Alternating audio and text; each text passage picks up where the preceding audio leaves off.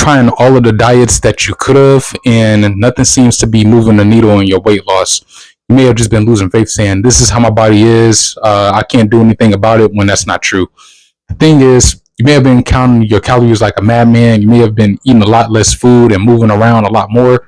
Or you probably have been eating 6 to 10 times a day, just saying, well, I'm just going to just eat smaller calorie foods, but not realizing that that adds up all the way, right?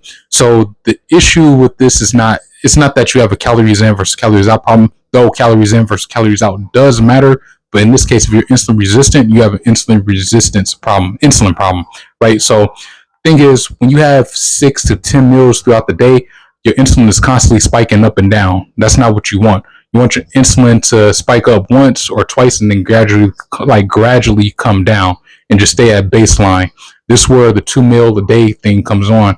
And if you're still feeling hungry, what I would do is prioritize protein, because it helps you go longer without eating, without having to binge on sugar, carbs, or any of that thing. So carbs, I'll put all of that away.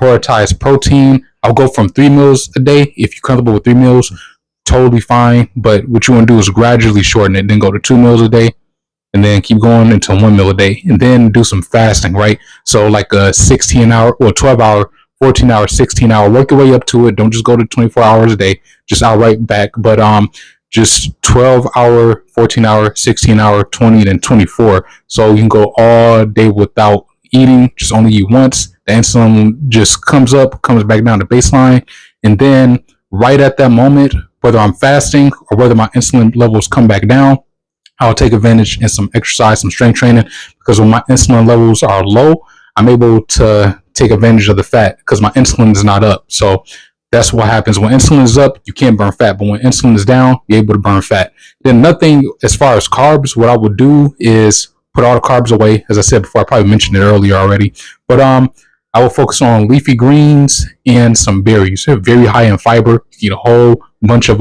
leafy greens at least, because they're very, very high in fiber, and you don't have to worry about carb counts. And then if you're doing that over a long period of time until you get down to your weight goal, now see if you can add some carbs in.